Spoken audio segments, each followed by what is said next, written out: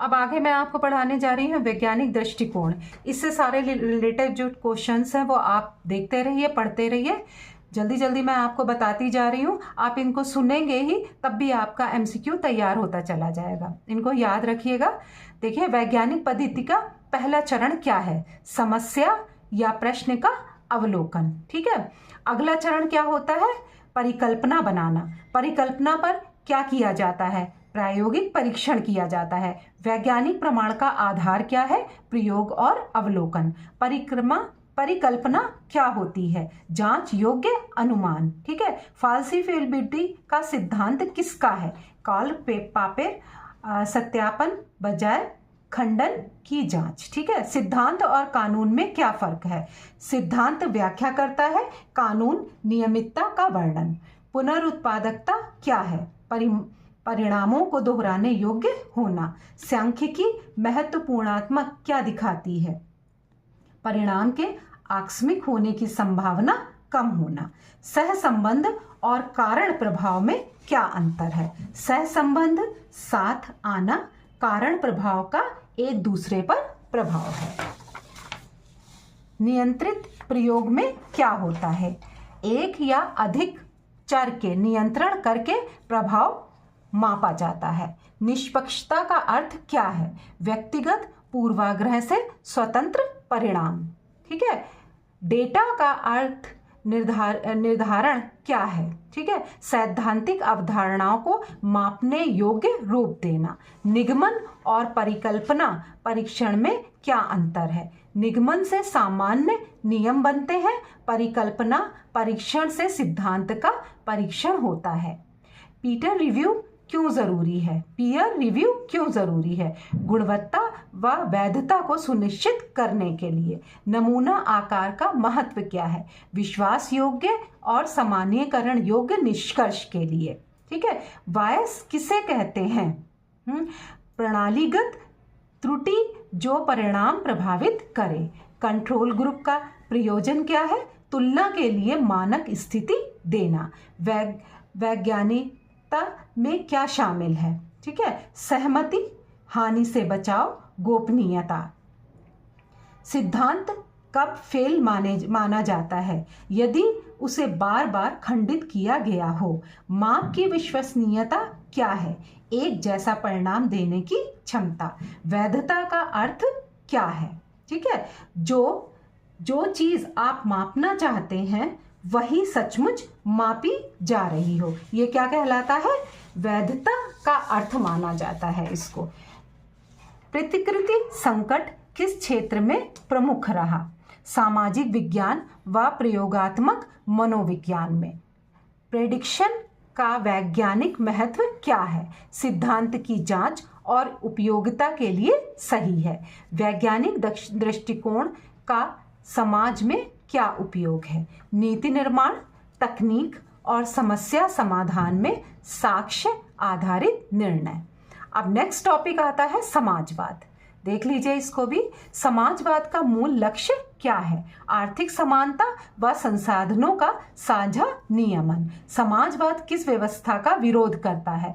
पूंजीवाद के कुछ पहलुओं का। समाजवाद में उत्पादन के साधनों का स्वामित्व किसके पास होता है? राज्य, सामूहिक, सहकारी संस्थाओं के पास। समाजवाद में निजी संपत्ति पर क्या नजर है? निजी संपत्ति सीमित व विनियमित हो सकती है। समाजवाद का प्रमुख विचारक कौन था? Karl marks.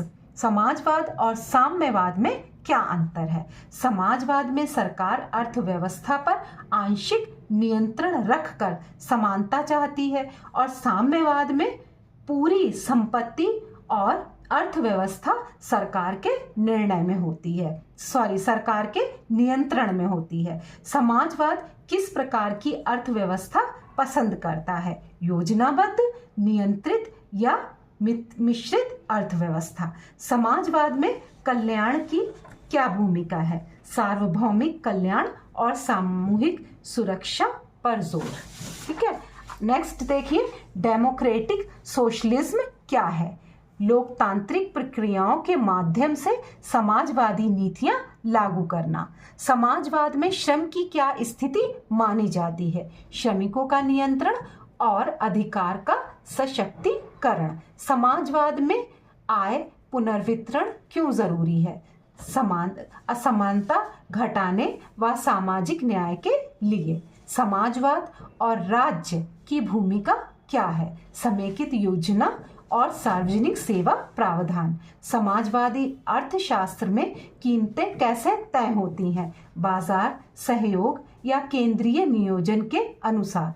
समाज में नीति उद्यम की अनुमति क्या है? कुछ रूपों में सीमित या विनियमित निजी उद्यम संभव। समाजवाद में शिक्षा स्वास्थ्य का नजरिया क्या है? सार्वभौमिक एवं सार्वजनिक सेवा के रूप में मानता है। समाजवाद में वर्ग संघर्ष का क्या अर्थ है? पूंजीपति और मजदूर के हितों का टकराव सुधार का केंद्र। समाजवाद में लोकतंत्र की क्या स्थिति है? रूप के अनुसार देखें तो लोकतांत्रिक समाजवाद में मजबूत, अन्य में सीमित हो सकती है। समाजवाद का वैश्विक उदाहरण क्या कौन कौन से हैं? चीन, क्यूबा, वियतनाम, उत्तर कोरिया, नॉर्वे, स्वीडन, डेनमार्क समाजवाद के प्रमुख वैश्विक उदाहरण हैं। समाजवाद में संसाधनों का लक्षित उपयोग किसके लिए किया जाता है? सामूहिक भलाई और आवश्यकताओं की पूर्ति के लिए। समाजवाद और पर्यावरण में क्या संबंध है? संसाधनों के सामूहिक प्रबंधन से स्वतंत्रता पर जोर मिल सकता है। ठीक है। समाजवाद में कर नीति का स्थान क्या है? उच्च करों से पुनर्वितरित संभव है। ठीक है। नेक्स्ट देखिए, समाजवाद में राजनीतिक स्वतंत्रता का क्या स्थान है? मॉडल पर निर्भर डेमोक्रेटिक रूपों में संरक्षित। समाजवादी नीतियों का लाभ उद्देश्य क्या है? गरीबी हटाना और सेवाएं सार्वभौमिक बनाना।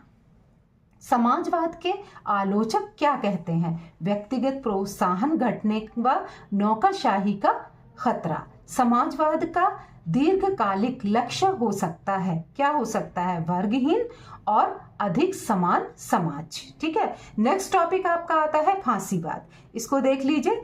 फांसीवाद किस राजनीतिक रूप से माना जाता है? तानाशाही, सर्वसत्तावाद। फांसीवाद का मुख्य गुण क्या है?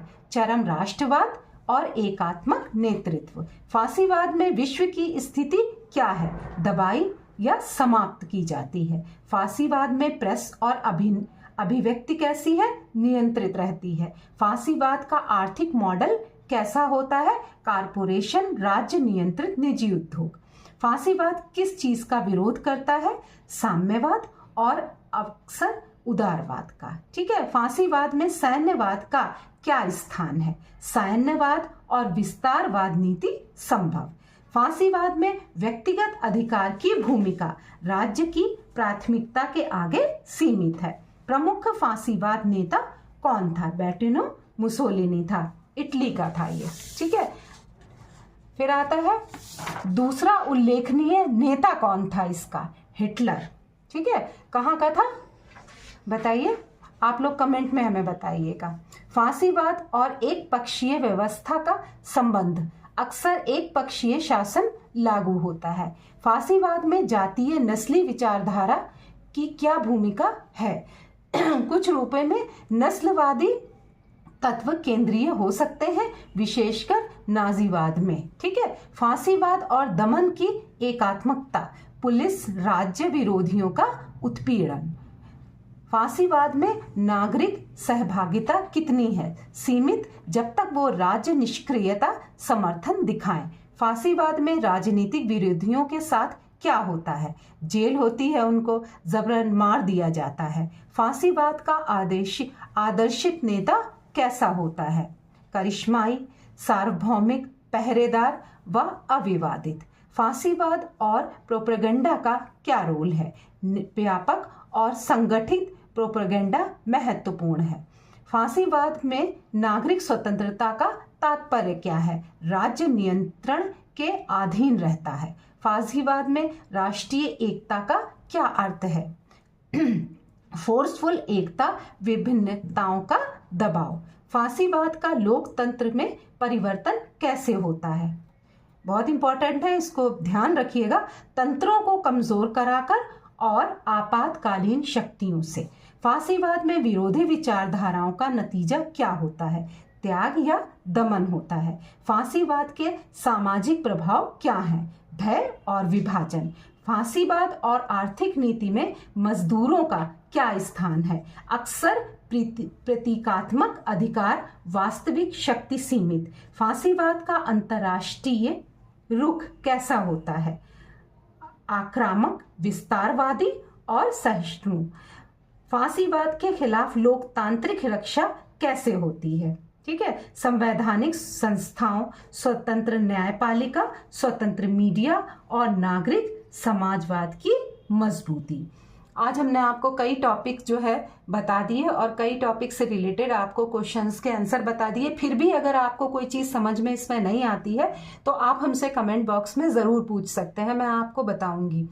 और उसके बाद आप जो है वो चैनल को सब्सक्राइब कर लीजिए और बेल आइकॉन को दबाना ना भूलिए, क्योंकि अगली जो भी वीडियो है वह आप तक पहुंच जाएगी। और हर एक टॉपिक को हम पहले तो शॉर्ट क्वेश्चन दे रहे हैं और कुछ वीडियो बनाएंगे नोट्स के, जो आप तक पहुंचते रहेंगे। इसलिए चैनल को लाइक करिए, सब्सक्राइब करिए, बेल आइकॉन को दबाइए और शेयर भी कीजिए, क्योंकि जो भी बच्चे कंपटीशन की तैयारी कर रहे हैं उन सभी का मेरी शुभकामनाएं हैं कि सभी का सिलेक्शन हो जाए। Thank you.